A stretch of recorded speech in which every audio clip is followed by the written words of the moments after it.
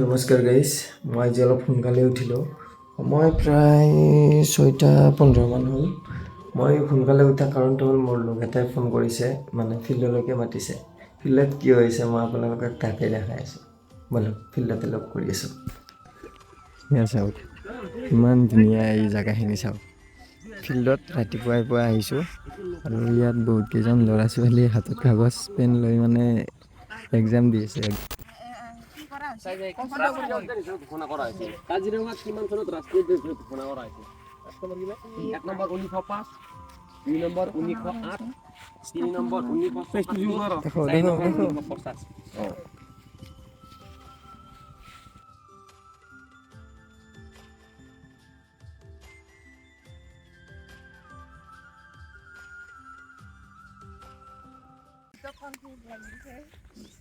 Confusion লাগবে, এই বস্তু কনফিউজনে বস্তু, এমসিকিউ তো কনফিউজনে বস্তু না।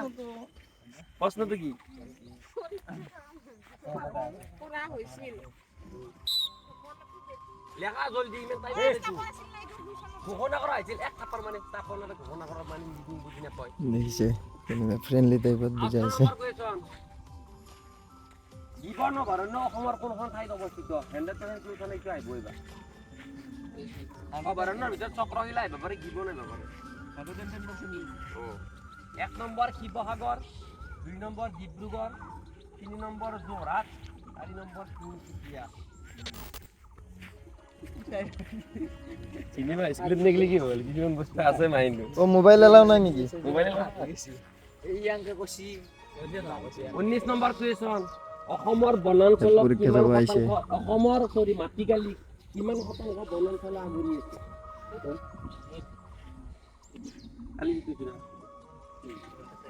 চাওক বৰ্তমান বেছি সৰু হোৱা নাই, আপোনালোকে দেখিছে চৰাই মাতি আছে বেকগ্ৰাউণ্ডত।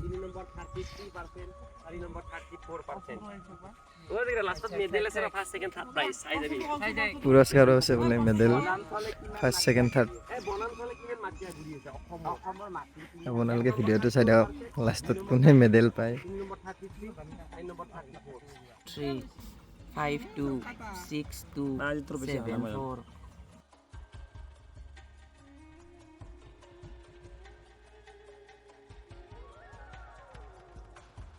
22 3 24 3 4 I know 84 and 3 full day 3 day तू ना কি নম্বৰে? 2 3 4 5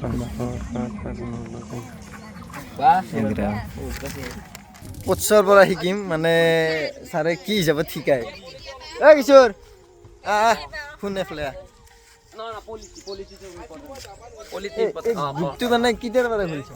দে মই কম দে এনেকৈ থাকা। গ্ৰুপটো এইটো এটা গ্ৰুপ নহয়, আমাৰ 4-5টা মান গ্ৰুপ আছে। 4-5 মাহ মান হ'ল আৰু লাষ্ট না। তো কি একচুৱেলি আমাৰ ল'ৰা ছোৱালীখিনি মেক্সিমামে গম নাপায় প্ৰিপাৰেশ্যনটো একচুৱেলি কি। ইয়াতে চব প্ৰেক্টিচৰ ওপৰত গুৰুত্ব দি থাকে, মানে কিমান PDF ফ'ল' কৰে, কোনোবা কিতাপ পঢ়াটো মেইন যে সেইটো বস্তু বুজি নাপায়। তো আমি গ্ৰুপৰ থ্ৰু দি এই বস্তুটো টাৰ্গেট কৰি আছোঁ, মানে নোটছ কেনেকৈ বনাব লাগে, টপিকবিলাক কেনেকৈ ফ'ল' কৰিব লাগে। লাইক আছাম হিষ্ট্ৰী হওক, আছাম জিঅ'গ্ৰাফী হওক, আছাম আৰ্ট এণ্ড কালচাৰ হওক, আছাম ইকনমি, অসমৰ এই বস্তুখিনি। তাৰপিছত SI বিলাকৰ কাৰণে ইণ্ডিয়ান হিষ্ট্ৰী, ইণ্ডিয়ান জিঅ'গ্ৰাফী বা ৱৰ্ল্ড জিঅ'গ্ৰাফী। তো এইবিলাক বস্তু মানে একচুৱেলি নোটছবিলাক বনাব কেনেকৈ লাগে, আৰু নোটছ বনোৱাৰ পিছত বাহিৰত ঘূৰি থাকোঁতে মাইণ্ডত সেইবিলাক কেনেকৈ ৰানিং কৰি থাকিব লাগে, এই বস্তুটো ইম্পৰ্টেণ্ট দি আছোঁ। মানে অনলি যে কিতাপখন পঢ়াওঁতেই যে কিতাপ চব নোটছখিনি বুজি পাব, কিতাপখন অফ কৰাৰ পিছত যদি বস্তুখিনি বুজি নাপায় তো সেইটো পঢ়া নহয়। তো সেই বস্তুৰ ওপৰত আমি অলপ, সেইকাৰণে আজি এক্সাম পতাৰ মেইন কাৰণটো হ'ল ৰিভিজন চলি আছে আমাৰ বৰ্তমান এই গ্ৰুপটো। তো এই গ্ৰুপটো প্ৰথম খোলা আছিল আমাৰ 1 বছৰমান আগত। তো এতিয়া চবেই দেখা পাইছে কেনেকৈ আপ হৈছে বস্তুখিনি, আপগ্ৰেডেশ্যন কেনেকুৱা দেখাই পাইছে চবে। মানে আগতে আমিও পঢ়িছিলোঁ, মানে চব মুখস্থ কৰাত লাগি যায়। মুখস্থ আৰু মনত ৰখাটো কমপ্লিট বেলেগ বস্তু। মুখস্থ হ'ল মানে একো বুজিয়ে পোৱা নাই মই, তাৰে কাহিনী বেকৰ কাহিনী আৰৰ কাহিনী বুজিয়ে পোৱা নাই, বাছ এনেই মুখস্থ কৰি আছোঁ। কাৰ্বি মালভূমিৰ সৰ্বোচ্চ শৃংগ সিংহখন আছে ক'ত, কি মালভূমি মানে কি, সৰ্বোচ্চ শৃংগ মানে কি। তো এইবিলাক বস্তু এটা বস্তু বুজি যদি পায় তো বস্তুখিনি পঢ়াটো ইজি হৈ যায়। আৰু পঢ়াৰ দৰে ইজি কাম ক'তোৱে নাই পৃথিৱীত। একদম চিম্পল, একো কেলৰিজ বান নহয়। তাতে পঢ়ি থাকিব লাগে, টেবুলত বহি বা চাইহে থাকিব লাগে অসমীয়া ভাষা, বা যাৰ ইংলিছ মিডিয়াম ইংলিছ ভাষা এইটো বুজিয়ে পায়, চিম্পল বস্তু। আৰু এইটোতো কোনো পেইড গ্ৰুপ নহয়, একো পেইড চেইড নাই, এইবিলাক ফ্ৰী। আৰু মানে মোৰ একদম পঢ়াত গুৰুত্বই নাই মই যদি গ্ৰুপটোত সোমাওঁ কি এইটো গ্ৰুপ নহয় আমাৰ নতুনকৈ আকৌ গ্ৰুপ ষ্টাৰ্ট হ'ব না তাতে সোমাই দিম একদম গুৰুত্ব আহি যাব মই 100% গেৰাণ্টি দিছোঁ যদি একবাৰ ক্লাছ লয় 1 মাহ বা 2 মাহ 100% গেৰাণ্টি এইটো কেনেকৈ মন আহে নিজে গম নাপায় সদায় হেবিট হৈ যাব এইটো 1 ঘণ্টা 1.5 ঘণ্টা পঢ়া আমাৰ মেইনলি মানে মেট্ৰিক হাই ছেকেণ্ডেৰী যেতিয়া পঢ়ি থাকে চব ল'ৰা ছোৱালী সিহঁতৰ এটা গুৰুত্ব থাকে মানে মেট্ৰিক দিম হাই ছেকেণ্ডেৰী দিম বা স্কুলে মাহতো দেখাই থাকে স্কুলত গ'লে টিচাৰে দাণ্ডা দিব না বা টিচাৰ লগাই দিয়ে ঘৰতো প্ৰেছাৰাইজ স্কুলতো প্ৰেছাৰাইজ কিন্তু যেতিয়া ডিফেন্স লাইন হওক যিকোনো কম্পিটিটিভ এক্সাম যদি প্ৰিপাৰেশ্যন কৰোঁ মানে মন মৰ্জি পঢ়া যদি ইচ্ছা আছে পঢ়োঁ নাই যদি নাই কিন্তু এই গ্ৰুপবিলাকে কি শিকায় মানে এটা হেবিট দিয়ে ডেইলি হেবিট কেনেকৈ পঢ়িব লাগে কেনেকৈ শিকিব লাগে আজি শিকিম কালি শিকিম এই বস্তুটো বহুত ভাল লাগিল এই গ্ৰুপটো মানে আমিও জইন কৰিম আপোনালোকে যদি জইন কৰে মানে আমাক কমেণ্ট কৰি জনাব আমি লিংক দিয়াৰ ব্যৱস্থা কৰিম গ্ৰুপৰ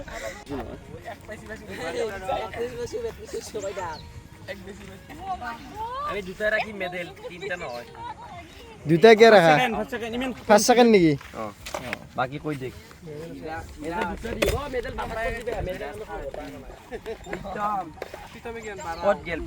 এই প্ৰীতম কিমান এইটো প্ৰীতম বহি আছে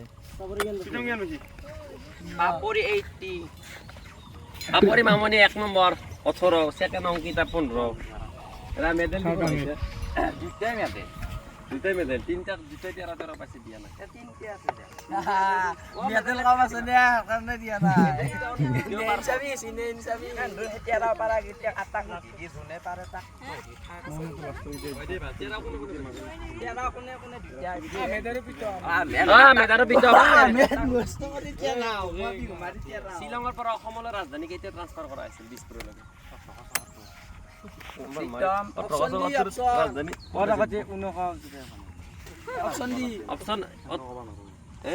অপশন লাগে মুখত